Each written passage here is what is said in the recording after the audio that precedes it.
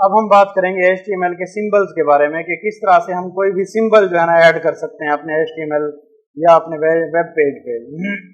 बाज़ औक़ात मसला क्या होता है हमारे साथ कि भाई हमारे जो कीबोर्ड है ना उस पर बहुत कम सिंबल्स होते हैं जो हमारे कीबोर्ड पर होते हैं। फर्ज किया समेशन का है या फॉर ऑल का है या फर्ज किया कोई हमने पाउंड लिखना है, तो आमतौर पे ये जो है ना ऐसे या बहुत सारे और होते हैं, तो ये जो है ना हम बाज़ औक़ात ना अपने कीबोर्ड से लिख नहीं पाते। तो ऐसी सूरत में ना हमें अपने लिखने के तरीकाकार में थोड़ी सी तब्दीली लानी पड़ती है, तो हम लिख सकते हैं। फर्ज किया मैं समेशन लिखना चाहता हूँ, तो उसके लिए जो मेरे पास कोड है ना वो ये है। इस तरह से मैं अगर लिखूंगा तो मेरे पास जो है ना मेरे HTML पेज पर समेशन का साइन नजर आएगा। कंट्रोल S करके मैं सेव करता हूँ, ये जो है ना मेरे पास समेशन का साइन बन के आ गया। अब फर्ज किया कि मैं फॉर ऑल लिखना चाहता हूँ, फॉर ऑल लिखने के लिए जो हमारे पास कोड है ना वो ये है। अब इस तरह से अगर मैं लिखूंगा तो मेरे पास फॉर ऑल लिखा हुआ आ जाएगा मेरे अपने वेब पेज पे। ये जो है ना मेरे पास फॉर ऑल आ गया। अब बात क्या है कि इनको लिखने का ना सिर्फ ये तरीकाकार नहीं है जो मैंने अभी यहाँ पर लिखा है। जिस तरह हम HTML एंटिटीज को जो है ना दो तरीके से लिख सकते थे, इसी तरह से हम जो सिंबल्स है ना वो भी दो तरीके से लिख सकते हैं। फर्ज किया मैं इस जो है ना समेशन वाले साइन को जो है ना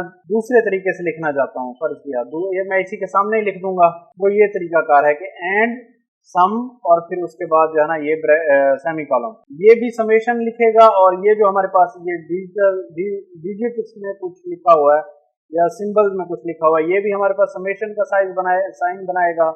और ये जो एंड सम और सेमी कॉलम लिखा हुआ है ये भी हमारे पास समेशन का साइन बनाएगा। देखिएगा मैं कंट्रोल करके S प्रेस कर लेता हूँ, सेव कर लेता हूँ इसको। उसके बाद जो है ना मेरे पास ये समेशन का एक और साइन बन के आ गया। अब फर्ज किया मैं चाहता हूँ कि भाई इस फॉर ऑल को भी मैं दूसरी तरीके से लिखूं, तो उसके लिए मैं क्या करूंगा, तो उसको लिखने के लिए मुझे जो है ना ये लिखना पड़ेगा एंड फॉर ऑल, और ये सेमी कॉलम जो है ना ये हमारे पास फॉर ऑल का साइन बनाएगा। अब हम अगर इधर आए अपने अपने वेब पेज पर, तो ये हमारे पास एक और फॉर ऑल बन के आ गया। तो अगर हमने एम्प्टी डालना हो अपने वेब पेज पर, एम्प्टी का साइन डालना हो, तो वो इस तरह से डलेगा। उसका कोड ये है हमारे पास। अब अगर हम अपने वेब पेज पर आते हैं तो इस तरह से हमारे पास ये एक एम्प्टी साइन भी बन के आ जाता है। इसका दूसरा तरीकाकार क्या है कि हम इसी तरह से एंड लिखेंगे और एम्प्टी लिखेंगे और अपना जो है ना हम सेमी कॉलन डाल देंगे। ये मेरे पास एक एम्प्टी बन के आ जाएगा, एक और एम्प्टी बन के आ जाएगा, एम्प्टी का साइन। ये जो है ना मेरे पास एक और आ गया। अब जो है ना ये सारी जो साइंस हैं या ये कोड है, ये लिखने की या याद करने की जरूरत नहीं है। आप ना